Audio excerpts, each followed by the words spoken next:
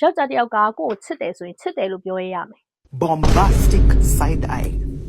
ဒီနေ့တော့ကျွန်မရှင်တို့ရဲ့နှလုံးသားကိုဓာတ်နဲ့မှုန်းတယ်လို့ခံစားမယ်အမှန်တရားတစ်ခုပြပြမယ်ရှင်ကတယောက်ယောက်နဲ့ပတ်သက်နေတာနှစ်တွေတော်တော်ကြာနေပြီဒါပေမဲ့သူကရှင်ကိုရီးစားလို့မခေါ်ဘူးမတတ်မှတ်ဘူးငါတို့အချိန်ယူနေတော့မယ်မင်းကတော့ငါအတွက်တမိုးရှိပါတယ်ဒီလိုခေါင်းစဉ်တွေမလိုအပ်ပါဘူးဒီလိုခေါင်းစဉ်တွေငါတို့မလိုအပ်ပါဘူးလို့ပြောရဲဆိုရင်ရှင် situation ရှစ်ထဲမှာပိတ်မိနေပါပြီ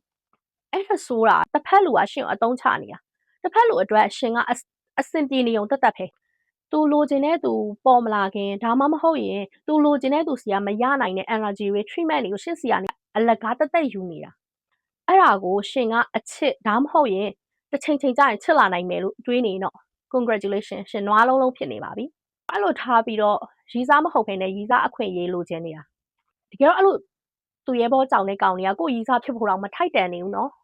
ယောက်ျားတစ်ယောက်ကကိုကိုချစ်တယ်ဆိုရင်ချစ်တယ်လို့ပြောရရမယ်ဒါပေမဲ့ကောင်းတာတွေတော့လိုချင်တယ်ရီးစားအဖြစ်ရလာမယ်တာဝန်တွေပင်ပန်းတာတွေတခုမှမလိုချင်မဲနဲ့တခုဆိုရင်ငါတို့ကဘာမှမဟုတ်တာဆိုတော့ခေါင်းစဉ်အောက်ကနေ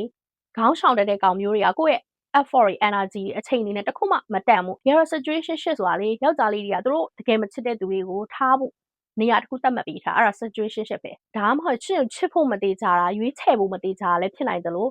သူ့ဘဝမှာရှင်းထက်တာတာကိုစောင့်နေတာဒါမှမဟုတ်သူ့ဘဝမှာရွေးချယ်ထားတဲ့တစုံတယောက်ရှိနေပြီးသားလည်းဖြစ်နိုင်တယ်အဲ့ဒီချိန်မှာကိုယ့်ကိုလည်းလက်မလွတ်ဖ ೇನೆ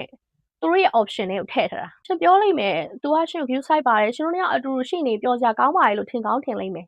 မဟုတ်ဘူးဒါမှားနေရဲ့ကျွန်မပြောအောင်နားထောင်တကယ်လို့ယောက်ျားတစ်ယောက်ကရှင်ကိုချစ်တယ်ရှင်ကိုလိုချင်တယ်ဆိုရင်တကဘာလုံးရှိမှာရှင်ကသူ့ရဲ့ရီးစားပါလို့ကြော်ညာဖို့ဝင်မလေးဘူးသူ့ရဲ့ရီးစားဆိုတဲ့နေရာမပေးနိုင်မင်းလည်းလူရှိလည်းထုတ်မပြနိုင်မဲနဲ့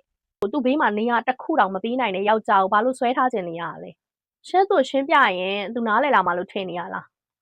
မဟုတ်ဘူးယောက်ျားတွေကအကုန်သိတယ်။ तू ကရှင်ကိုရီးစားအစမတက်မှတ်ဖ ೇನೆ ရီးစားတယောက်စီကရတဲ့အခွင့်အရေးမှန်သမျှအလကားယူနေတာ။ဆိုတော့ဒါမျိုးတွေကြုံနေရပြီလား။ကို situation ရှစ်ထဲမှာပိတ်မိနေလို့ခံစားနေရပြီလား။ဒါဆိုရင်တော့အဲ့ဆက်ဆံရေးကနေအခုချက်ချင်းလှည့်ထွက်ခဲ့လိုက်တော့ရှင်ဘဝထဲမှာ तू မရှိတော့လို့တယောက်တည်းဖြစ်သွားမှာကိုလုံးဝမကြောက်ပါနဲ့။အဲ့ wrong person ကရှင်ဘဝထဲမှာရှိနေလို့ရှင်နဲ့တကယ်ထိုက်တန်တဲ့ right person ကရှင်ဘဝထဲဝင်မလာနိုင်သေးတာ။ရှင်ကသူ့ရဲ့ option တစ်ခုမဖြစ်ရဘူး။သူ့ရဲ့ priority အရေးကြီးဆုံးအရာတစ်ခုဖြစ်ရမှာ။အဲ့လိုမဖြစ်နေဘူးဆိုလွတ်ချလိုက်တော့အဲ့ယောက်ျားကို